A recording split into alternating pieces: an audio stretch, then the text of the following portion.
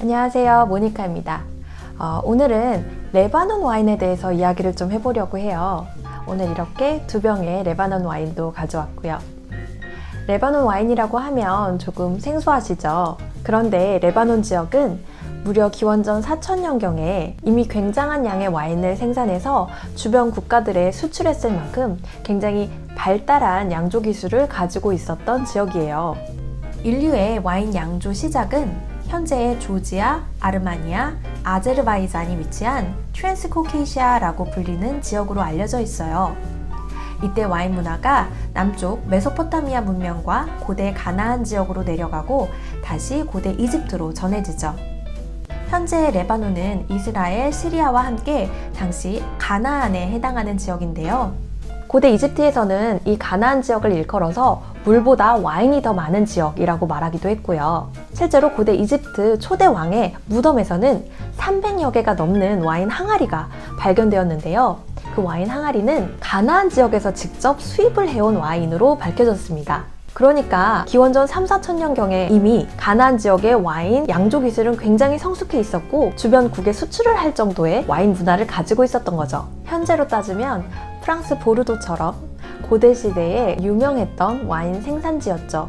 그만큼 와인 양조의 역사가 깊고 또 현대의 와인 씬에서도 다양한 스토리가 얽혀져 있는 흥미로운 지역입니다. 오늘은 레바논 이야기뿐만 아니라 중동 지역의 역사와 종교, 문화 등에 대해서도 이야기를 많이 준비했으니까요. 끝까지 함께 해주시고요. 좋아요, 구독도 잊지 마시고요. 그럼 레바논 지역에 대해서 천천히 한번 살펴보도록 할게요. 레바논은 우선 우리가 중동이라고 부르는 지역적 범위에 포함된 국가인데요. 보통 중동이라고 하면 아라비아 반도의 국가들과 이란, 이라크, 시리아, 레바논, 팔레스타인, 요르단, 이집트, 이스라엘, 그리고 터키 정도까지를 포함합니다. 중동 하면 가장 먼저 이슬람교를 많이 떠올리시죠? 실제로 중동 지역들 가운데서 이스라엘을 제외하고는 이슬람교를 국교로 하고 있거나 혹은 이슬람교가 굉장히 큰 영향을 미치는 지역들인데요. 그런데 이슬람교에서는 음주를 엄격하게 금지하고 있고 특히 마호메드가 살아있던 시절에 포도주를 좀 특정해서 금지했어요. 그렇기 때문에 이슬람교가 번성하기 전에는 많은 양의 와인을 생산하던 국가들도 이슬람교 통치 이후에는 와인을 아예 생산하지 않거나 혹은 아주 소량만 엄격한 법규 내에서 생산하는 식으로 바뀌었죠. 그럼에도 여전히 중동 국가들 중에서는 유의미한 생산량과 품질 높은 와인을 생산하고 있는 생산지들이 있는데요. 대표적으로 이스라엘, 터키, 레바논입니다. 이스라엘은 아까 말씀드렸듯이 중동 지역들 가운데에서도 유일하게 이슬람교가 아닌 유대교를 믿는 유대인들의 국가죠. 사실 유대교 그리고 기독교, 크리스트교 이 종교들은 와인과 정말 뗄래야 뗄 수 없는 역사적 관계를 가지고 있어요. 유럽 대륙의 와인의 시작과 끝은 거의 기독교라고 할 수 있을 정도로 중세시대 성직자들이 사실은 유럽 대륙의 와인 문화를 꽃피웠는데요. 그렇다 보니 이스라엘에서 와인을 유의미하게 생산한다는 것은 이해가 돼요. 그렇다면 터키는 어떨까요? 터키는 국민의 99% 이상이 이슬람교를 믿는 국가예요. 하지만 국교로 이슬람교를 지정하진 않았고 정치와 종교 그리고 사회 문화와 교육 전반을 종교와 분리한다라는 사회적인 이념을 가지고 있는 국가입니다. 이를 일컬어서 터키의 세속주의라고 하는데요. 게다가 유럽연합에도 들어가고 싶어하는 의지가 있는 국가이다 보니까 술의 생산과 소비가 비교적 자유로운 편입니다. 다만 국가에서 조금 과도한 세금을 물어서 술의 생산과 소비를 조절하고 있죠. 그렇다면 레바논은 어떨까요? 레바논 같은 경우에는 중동 국가들 가운데서도 가장 독특한 정체성을 가지고 있는 국가입니다. 종교로 보자면 50대 50 정도의 비율로 기독교와 이슬람교인들이 공존하며 종교의 자유가 있는 곳이에요. 요컨대 약 18개의 종파와 종교가 있다고 알려져 있는데요. 정치 체제도 굉장히 독특합니다. 예를 들어 국회의장, 총리, 대통령을 이슬람의 시아파, 수아파, 그리고 기독교인이 맡고 있는 등 중동에서는 보기 드문 포용적인 정치 체제를 가지고 있죠. 하지만 지리적인 위치를 보면 이스라엘과 시리아 바로 중간에 껴있어요. 주변 정세 때문에 이스라엘과 시리아 사이의 전쟁이라든지 이슬람교 종파 내의 분쟁, 또 이게 국제적으로 번져서 미국이라든지 다른 강대국까지 레바논은 항상 연루되곤 했는데요. 실제로 1975년부터 1990년까지 약 16년간의 레바논 내전이 있었습니다. 제가 오늘 소개해드리려고 하는 이 레바논 와인들은 바로 이 고통스러운 16년간의 내전 가운데에서도 꺼지지 않고 아름답게 피어난 꽃으로 비유되는 와인들인데요. 그런 면에서 전 세계 와인 애호가들의 마음을 울린 그런 와인입니다. 오늘 제가 준비한 샤또 무사르라는 와이너리가 가장 대표적인 예인데요. 당시 샤또 무사르의 와인 메이커이자 오너는 세르주 오샤르라는 인물이었어요. 세르주 오샤르는 16년의 내전 중 단 2년만을 제외하고는 매년 와인을 생산했던 전설적인 인물인데요. 정말 말 그대로 총알과 포탄이 머리 위로 날아다니는 와중에서도 온 마을 사람들과 힘을 합쳐서 포도를 재배했고, 당시 최전방에 있던 와이너리까지 24km를 달려서 포도를 운반해 와인을 만들었다고 합니다. 여러분, 와 닿으세요? 예를 들어서 한국전쟁 중인 거예요. 마을 사람들이 목숨을 걸고 힘을 합쳐서 예를 들어서 막걸리를 16년간의 내전 동안 매년 빚은 거죠. 도대체 우리는 이 마음을 어떻게 설명해야 할까요? 게다가 내전으로 레바논 내에 와인의 수요가 없어지자 세르주 오샤르는 와인을 챙겨서 유럽으로 힘들게 나갑니다. 사실 당시 콧대 높은 유럽 와인 비평가들이나 애호가들 사이에서 레바논 와인이다 라고 하면 어떻게 들렸을까요? 전쟁 중인 국가 아니야? 이 정도의 인식이었다고 해요. 하지만 세르주 오샤르는 본인 와인에 대한 자부심이 있었기 때문에 포기하지 않고 수많은 와인 박람회를 돌아다니기 시작합니다. 그때 그가 만났던 사람이 바로 마이클 브로드밴드죠.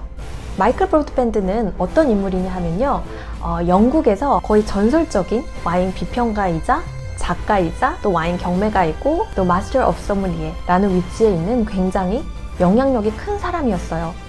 그런데 1979년 영국의 한 와인 박람회에서 마이클 브로드밴드가 이 샤또 무사르의 와인을 발견하고 그 쇼에 1위를 주게 되죠. 그리고 이후에 본인이 쓰고 있었던 디켄터 매거진에 이 와인에 대한 글을 씁니다. 이를 계기로 샤또 무사르는 유럽에서 큰 인기를 얻게 되고요.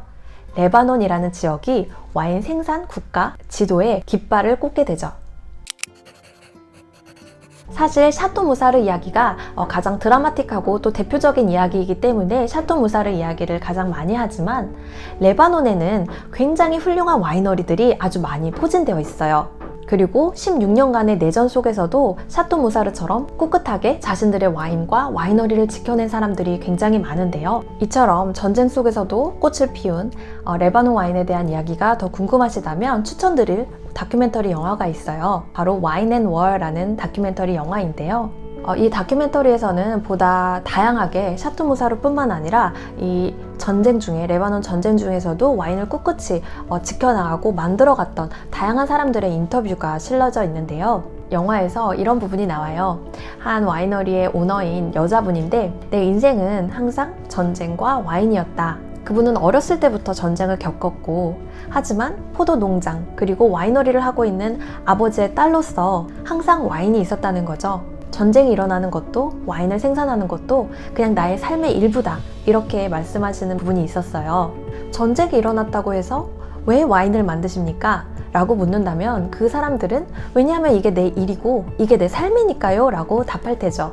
또 영화 속에 이런 사례도 있었어요. 샤또 벨뷰라고 하는 와이너리는 1983년 한 마을의 주민이 거의 500명이 넘는 마을 주민이 학살을 당한 마을 위에 세워졌는데요. 이 와인 생산자는 이 마을에서 태어나고 자랐고 자신의 모든 친지와 가족과 친구들이 모두 그 마을에 있는데 잠깐 외국으로 공부를 하러 나간 상황에 이 마을에 이런 사건이 벌어졌다고 해요. 하지만 그는 이 아픈 상처가 있는 곳으로 다시 돌아왔고 정말 각지에 뿔뿔이 흩어져 있던 당시의 생존자들을 불러 모았다고 해요. 그리고 이 마을을 재건하기 위해서 이곳에 다시금 포도 농장을 짓고 또 와이너리를 재건해서 이 마을 사람들과 다 같이 와인을 생산하고 있다고 하는데요.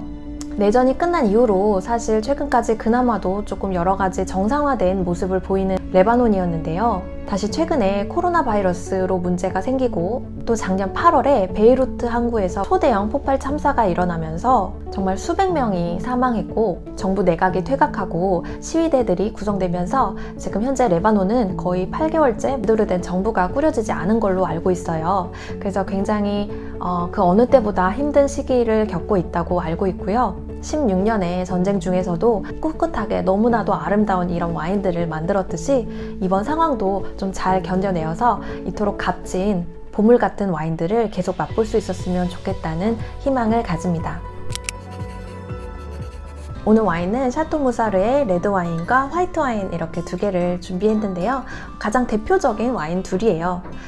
원래 개인적으로도 종종 마시던 와인이라서 오늘 와인을 오픈하거나 하지는 않았고요. 레드 와인 같은 경우에는 2001년 빈티지예요. 그러니까 거의 20년이 된 와인인데요. 벌써 2001년이 20년이나 됐군요.